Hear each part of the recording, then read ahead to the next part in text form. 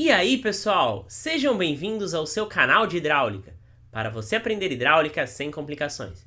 Já de antemão, peço que você deixe seu like nesse vídeo, se inscreva no canal, ative o sininho de notificações e, se tiverem qualquer dúvida acerca do conteúdo, mande um direct no Instagram ou comente aqui embaixo que dá na mesma. Então, sem enrolar mais, vamos para o vídeo de hoje, agora mesmo. No vídeo de hoje, nós vamos prosseguir com o conteúdo de sistemas elevatórios, ou bombas hidráulicas. E vamos falar de um conteúdo muito importante, que é cavitação em bombas e NPSH. Se vocês se lembrarem, há 2 ou 3 aulas atrás, 2 eu acho, existia uma curva no catálogo escrita NPSH e eu falei que ia deixar para depois. E agora chegou o momento de eu explicar o que é NPSH. Mas antes eu vou reintroduzir alguns conceitos para lembrá-los. Por exemplo, pressão de vapor. O que é pressão de vapor? É uma pressão que é uma certa temperatura em que o líquido se encontra em equilíbrio dinâmico com o estado de vapor. Como assim? Eu expliquei isso mais detalhadamente na aula 4 de revisão de mecânica dos fluidos. Então, se a explicação aqui ficar muito rápida, eu sugiro que vocês olhem para lá. Então, o que isso significa? As moléculas de líquido, elas estão agitadas. As moléculas de água. Elas se agitam porque elas têm uma certa energia interna. Quanto maior a temperatura, maior a energia interna, mais elas se agitam até que elas querem uma hora romper a ligação intramolecular entre elas e passar do estado líquido para o vapor. O que impede elas de mudar de estado? O que impede elas de se expandir até virar vapor? A pressão. Então o líquido e o ar exercem uma pressão sobre as moléculas e diminui a sua agitação, eles fornecem uma barreira. Então as moléculas elas vão pressionar o restante do líquido para se expandir e formar vapor, e o restante do líquido vai tentar mantê-las no estado líquido, fazendo uma força. E quando a pressão exercida por essas moléculas de expansão for maior que a pressão do líquido, elas vão conseguir se desprender, vaporizar e formar as bolhas. Ok? Então, o que acontece? A vaporização ocorre quando essa pressão de expansão, que é chamada de pressão de vapor, for superior à pressão interna do líquido. E essa pressão, naturalmente, é função da temperatura. Quanto maior a temperatura, maior a agitação e maior a pressão que elas fazem para mudar de estado. E aqui existe uma tabela de pressão de vapor sobre gama, que é a carga de pressão. Ela é a pressão absoluta, né? Naturalmente. Se eu quiser a pressão efetiva, eu tenho que subtrair a pressão atmosférica, então todos esses valores vão dar negativo. Se vocês olharem bem, na pressão atmosférica, que a água vai vaporizar a 100 graus, ou seja, 100 graus é a temperatura suficiente para que a pressão de vapor seja superior à pressão atmosférica e ela ebula, que é o que a gente estudou, tá bom? Pressão atmosférica, outro conceito importante. A pressão atmosférica é a pressão exercida pelo peso da coluna de ar da atmosfera. Então, por exemplo, eu tenho um sistema aqui com elevações. Nesse ponto, considerando toda a camada de ar da atmosfera, há um peso maior de ar do que se eu subir a uma altitude maior. Então, a pressão atmosférica é tão maior quanto mais próximo do nível do mar eu estiver, ok? Então, foi definida uma fórmula, pressão atmosférica em MCA, tá bom?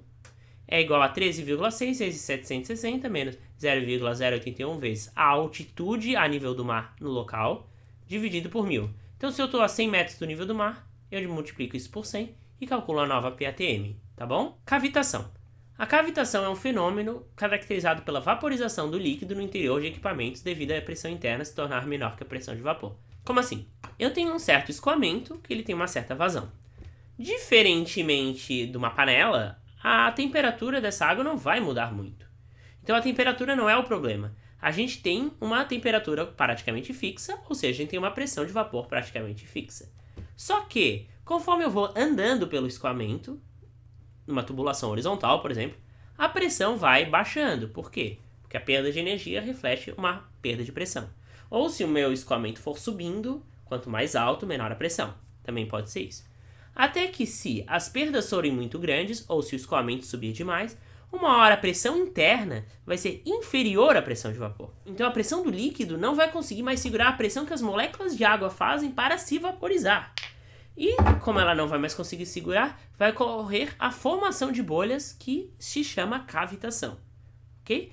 Olhando aquela tabela aqui de temperatura, O que acontece? A água no escoamento está entre mais ou menos 15 a 30 graus, normalmente 20 e 25. Se a pressão efetiva no líquido for mais ou menos menos 10 MCA ou absoluta igual a 0,32, vai ocorrer a cavitação. Então a gente tem que cuidar quando a pressão for muito baixa, ok? E o que diminui a pressão? Elevações, então se o escoamento vai subindo, a pressão vai baixando, ou perda de carga, ok? Então esses são os dois componentes que a gente tem que cuidar. E qual o problema da cavitação? A cavitação pode promover a danificação de equipamentos e bombas devido à formação de cavidades. Então na tubulação vai ser formada bolhas, as bolhas são sugadas, por exemplo, pelas bombas, e elas vão estourar nas bombas e forma essas cavidades aqui. Então a gente tem que evitar cavitação para que não ocorra a danificação dos equipamentos. Então como é que a gente vai estudar? A gente tem que avaliar a cavitação observando o ponto mais desfavorável do sistema elevatório. O que é o ponto mais favorável? É o ponto de menor pressão de um sistema elevatório, ok? Se o ponto de menor pressão do sistema elevatório tiver uma pressão superior à pressão de vapor, todos os outros pontos naturalmente vão ser superior também. Então a gente precisa só avaliar um ponto, tá bom? Qual é esse ponto? A princípio, pense bem, a princípio, tá? É a entrada da bomba. Existe um ponto ainda mais favorável, mas esse ponto é visual. Como assim, professor?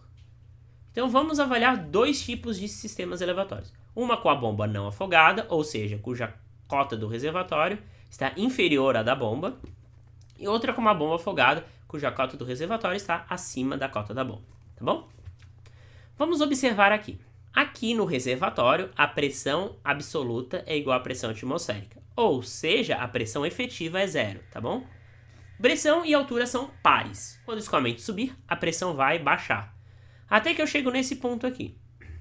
Nesse ponto aqui, a pressão é menor do que a pressão atmosférica, ou seja, a pressão efetiva é negativa, porque subiu a cota, abaixou a pressão. A pressão era zero, aqui a pressão é negativa, tá? Se eu for andando horizontalmente no sentido do escoamento, a cota geométrica não vai mudar. Mas há uma perda de carga, e a perda de carga promove um abaixamento ainda maior da pressão.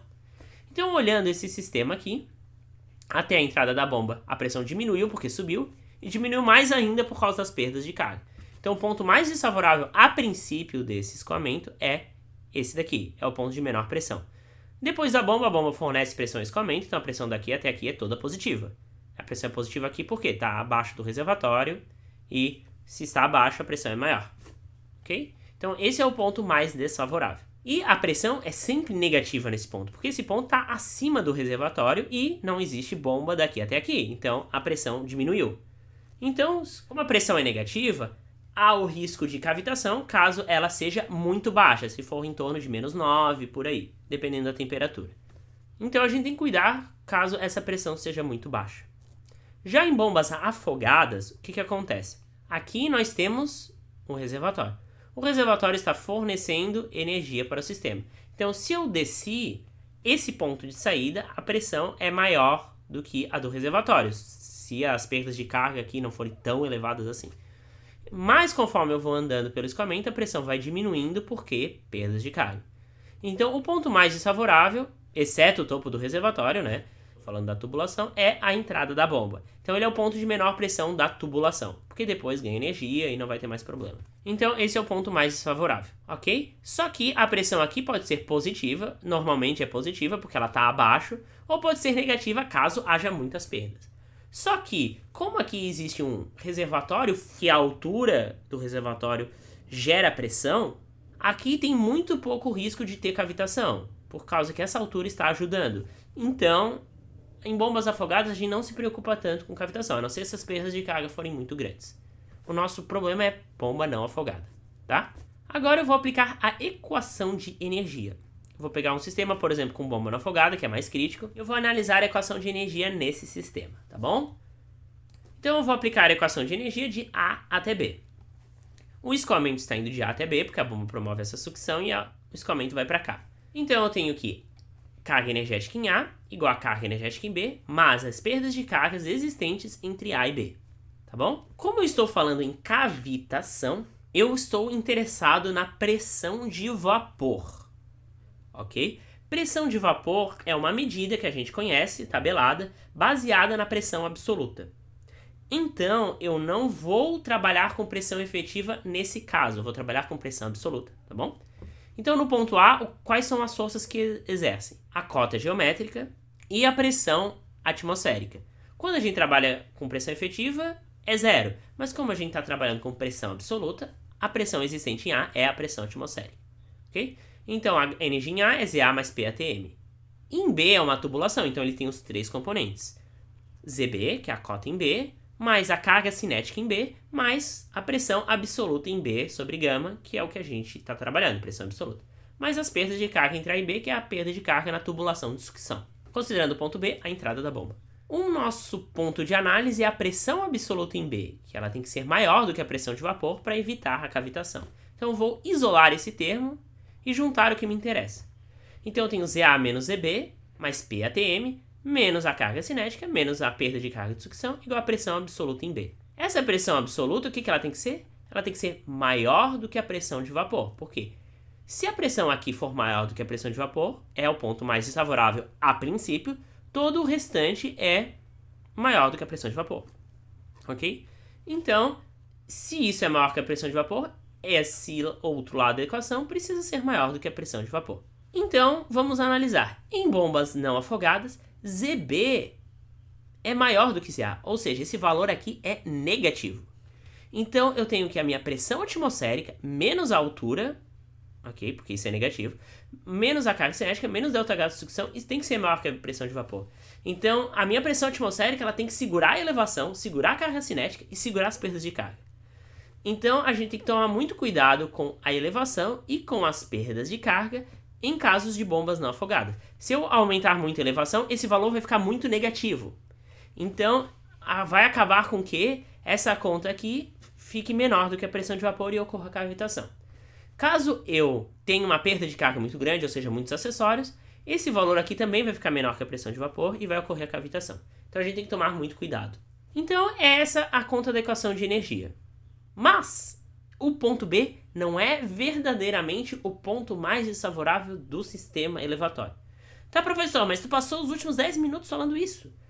É que existe outro ponto que não pertence exatamente à tubulação, que é mais desfavorável. Por quê? Porque do ponto B, que é a entrada da bomba, até chegar nas hélices no rotor, haverá uma perda de carga interna para passar por todas as estruturas da bomba. Então, essa perda de carga interna vai abaixar a pressão e lá dentro, até chegar na zona de recalque, a pressão vai ficar um pouquinho mais baixa do que em B. Só que, por que eu não tinha falado isso antes?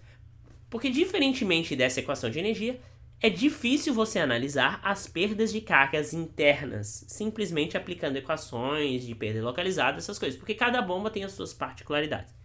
Então, o que acontece?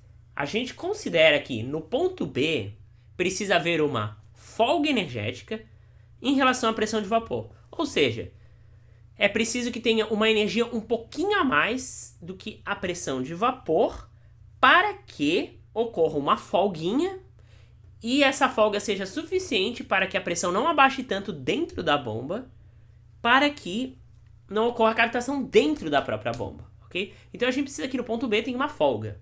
No sistema inteiro precisa ter uma folga, né? No caso. Então, para caracterizar esta folga, foi criado um conceito chamado NPSH.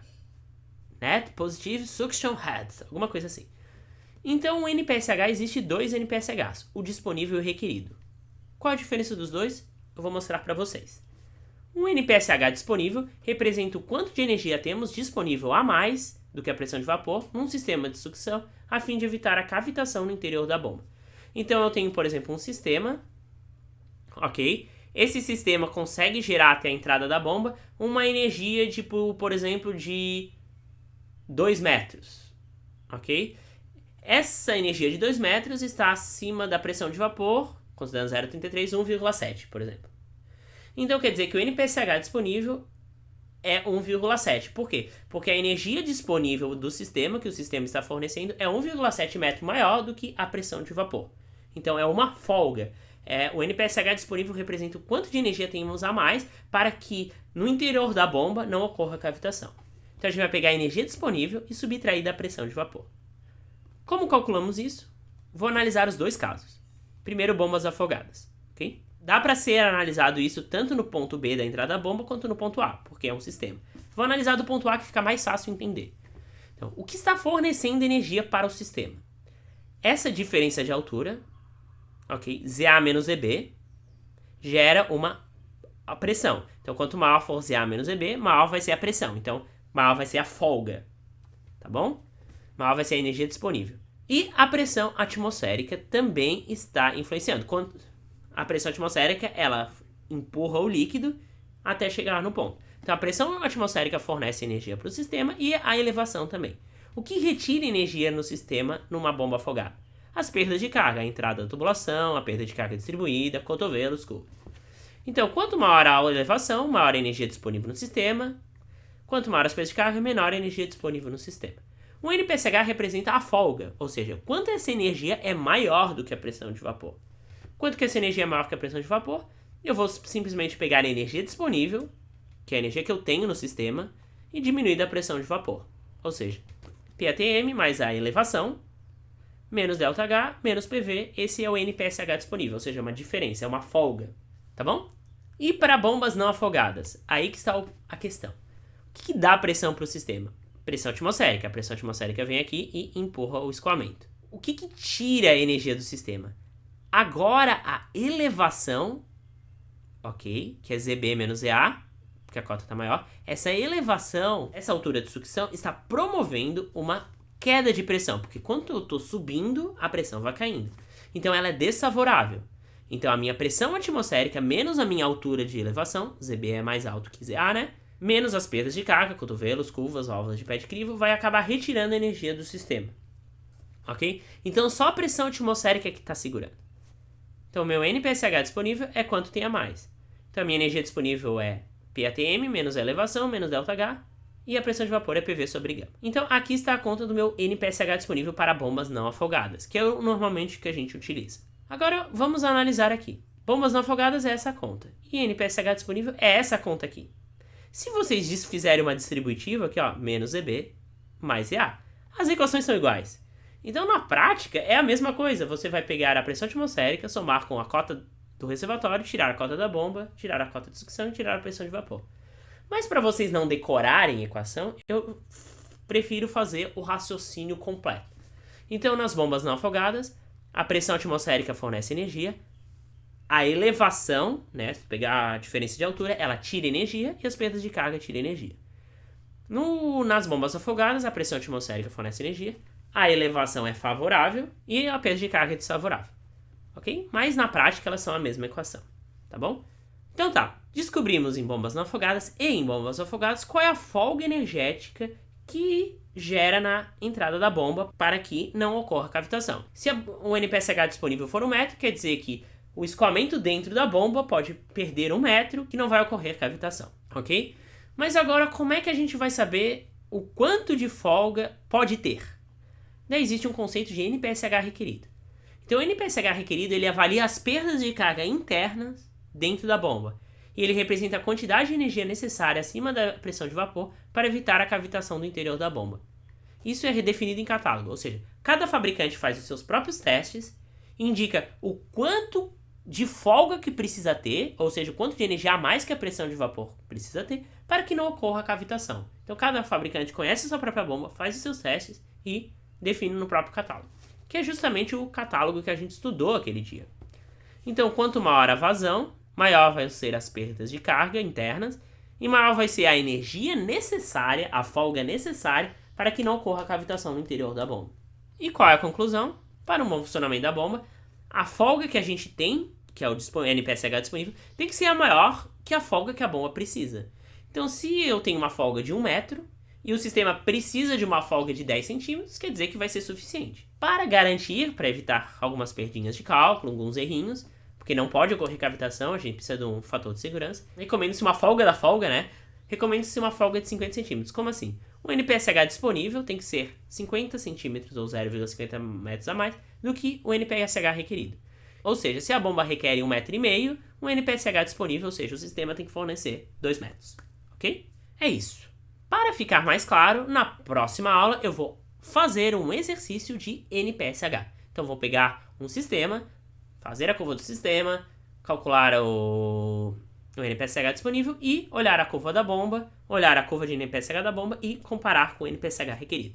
Vou fazer um exercício mais completo, envolvendo outras coisas para mostrar como é que deve ser feito, tá bom? Então, se você gostou dessa aula, não esquece de deixar o like, comente as dúvidas e até a próxima!